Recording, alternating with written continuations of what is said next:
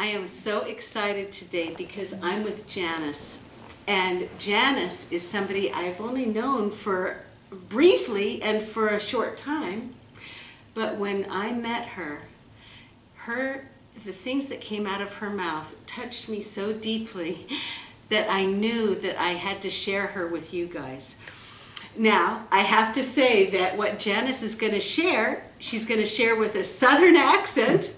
I'm afraid so. And for you who live in other parts of the world, there are different accents in our country, and the southern accent, sometimes people have trouble understanding. So Janice has told me that she's going to try to speak slowly and clearly so that you guys can get it. And she told me to interrupt her and tell her, slow down. Okay, but anyway, I don't want a moment more to be wasted before you guys hear what Janice has to say, because she's lived an incredible life. And so here we go. Well, I was brought up in a church, and I was there all the time, and I enjoyed going, but I didn't know the Lord. And it was only after I had graduated from college, and I married a young man after his first year in dental school. While he was in the military, he had his first psychotic breakdown. It was a really bad situation. I prayed it would never happen again, but it did, over and over.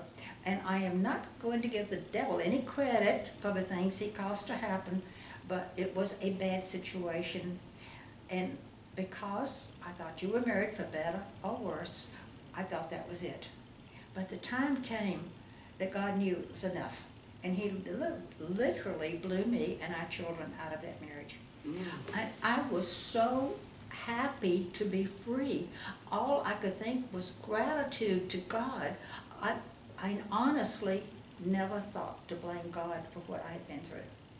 I really did not even blame him for letting it happen. Wow. I had so much gratitude to God.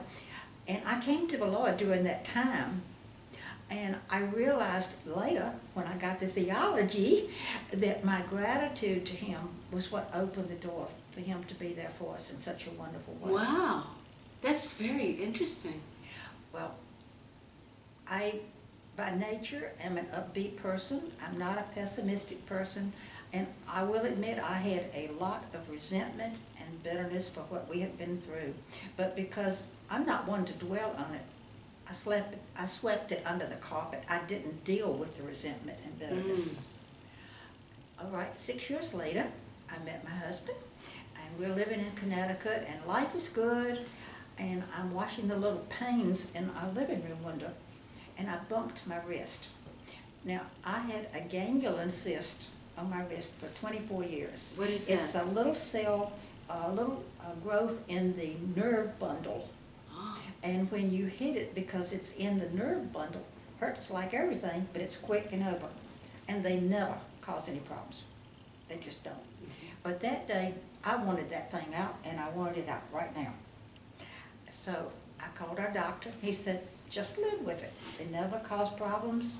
They're too hard to get out. And if you leave a little cell, they'll just come back. I said, no, who's a good orthopedic surgeon? So he sent me to one who told me the same thing. But no, I want it out. I did not know for many years that that was a word of wisdom from the Lord. I did not know about the gifts of the Spirit at that time, that I was so insistent. Well, it was removed. Everything seemed normal. But the report came back. It was a synovial sarcoma. That's a very, very deadly form of cancer that when it comes up, it usually gets in your bloodstream and you're dead in 3 months. Wait, so you had a cancer that the doctors nobody had any idea, and if you hadn't insisted on the surgery? That's correct, the goodness of God. Wow. You could have been dead in 3 months. Yes. And nobody would have known why. Right. So my doctor could not believe the diagnosis. He checked with Mayo Clinic, who confirmed it. Wow. So he sent me immediately to an orthopedic cancer specialist at New York University Hospital, who said, I want you in the hospital within 24 hours, and we will go in and do what they call a radical resection, taking out a big block, about 2 inches of nerves and artery and bone and flesh, in case there's any cell left there that hasn't gotten in the bloodstream to prevent it. Could I see where it happened? Yeah. Mm-hmm. Wow. It's filled in a lot over the years. It was like half a tennis ball taken out of my hand. So anyway, I had it taken out. I don't regret it. The fear would have been too much not to have done it. So I came home, and the Lord started showing me that it was resentment and bitterness toward my husband that opened the door for our enemy to attack me. Wow. The social worker at New York University Hospital called and asked if she could come to Connecticut and interview me. Ganglion cysts just don't turn cancerous. And I said, yes. And when she came, I said, I fit the cancer profile. And she said, what do you mean? And I said, Lord is showing me that resentment and bitterness is a major root of cancer. And she knew it. This was 1972. They knew it.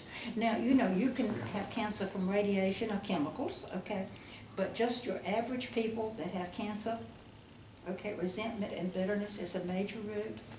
And you see it coming down through family lines. My goodness. Where, and of course, we are redeemed from the sins of the parents.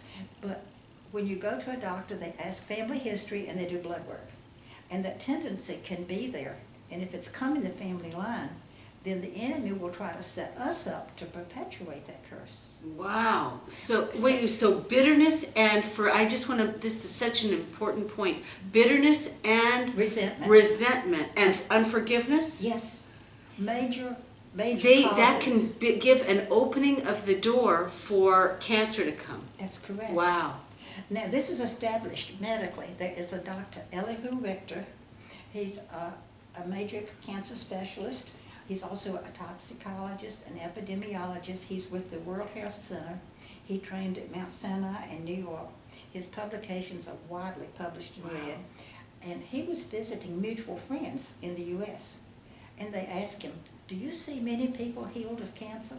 And he said, no. I see a lot in remission, but I don't see very many healed. And they said, what's the difference? And this is really interesting. He said, cancer is an alien being to the human body. This is an Israeli doctor. He said the human immune system is not equipped to fight it, like with sickness and disease. Wow. They said, what's the difference in remission and healing? He said, when you have cancer, there is a track on the DNA. If you stay in remission, it stays there. When you are healed, it disappears from the DNA. That's amazing. And did yours disappear? I've never been checked for it. I know it has. Yeah. I've never had it checked. I didn't feel any need to. Yeah. I hate that cancer. Yeah, because that was how many years ago? That was 1972, and this is 2016. And you've lived a long, good life. My goodness. Yeah. So anyway, I realized I had to forgive my ex-husband. Yes. I did not feel like it. My emotions did not want to, but I had to forgive. When God said, you have to forgive, that was the great commandment, not the great suggestion. Yes. So I didn't feel like it, but eventually the emotions lined up with it. And, you know, we see today, in this world, there are so many reasons for people to have resentment and bitterness. Every way you turn, people are hurt. Yes. And they're hurting really bad.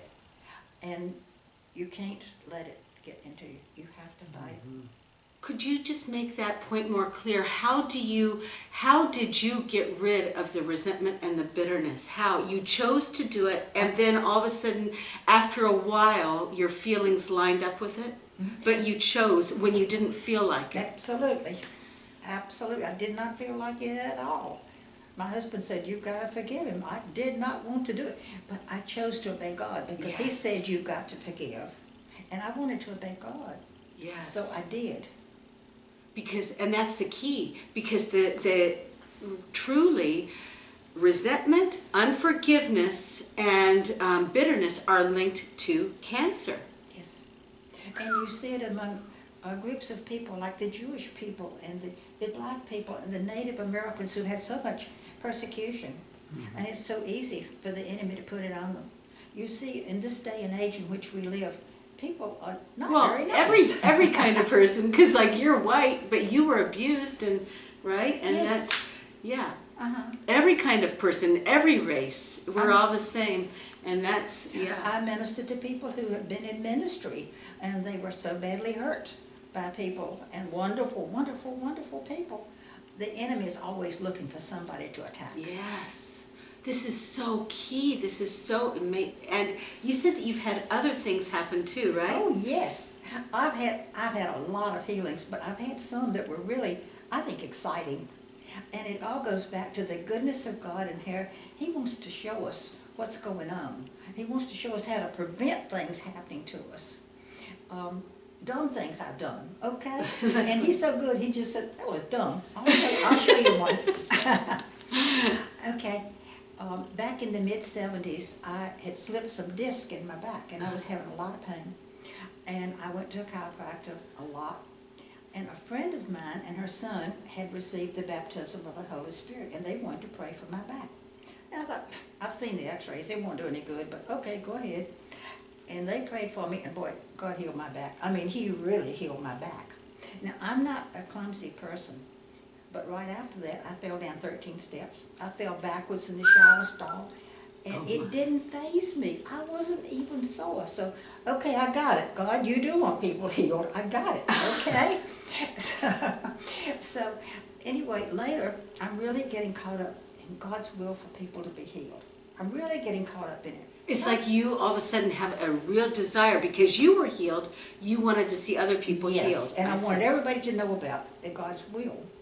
And I would get out of bed in the morning, and I'd be so stiff in my lower back, it'd be hard to straighten up.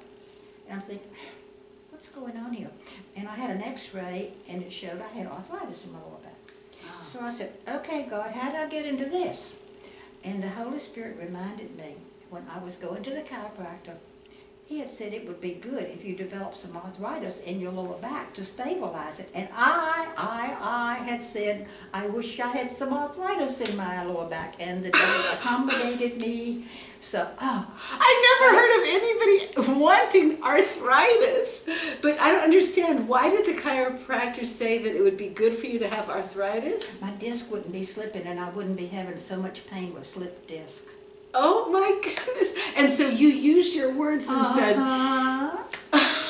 yes. And we gotta be careful what we say, right? You can be hung by your tongue. So I repented for saying those words. I asked God to forgive me. I commanded that spirit of arthritis to go, and hands were laid on me, and that was the end of that. Wow. Wow. So the arthritis was gone. Mm-hmm. Because you decided that you had spoken wrong, and you asked God to forgive you, and then you asked Him to heal you. My goodness. That's what He wants to do. Now, another thing, and this was back in the early 80s, and I'm so excited about healing, and I went for a routine checkup, and the doctor said, well, you have a large cervical polyp. You need to go to a gynecologist and have it removed. And, okay, in this case, I got the gift of faith in operation. Not normal faith, but the gift of faith. I'm learning about the gifts of the Spirit. And I said, oh, no, that's got to go. Can't stay, not going to the doctor. Nope, no problem at all. I'm free. And the church we were in, some people agreed with me. Okay, we agree, you're healed. But some other people were saying, Janice, it hasn't been 10 years, and you had a very deadly cancer. Oh, dear. And this is not a good example for people who are looking to you. Wow. So I talked with an elder, and he agreed, go to the doctor, and if it's gone, God gets the glory, and if it's not, deal with it, because you don't want division in a church, okay? So I agreed. I kind of griped to God, you know, when I go in, it's not going to be anything there, and I have to pay for the visit.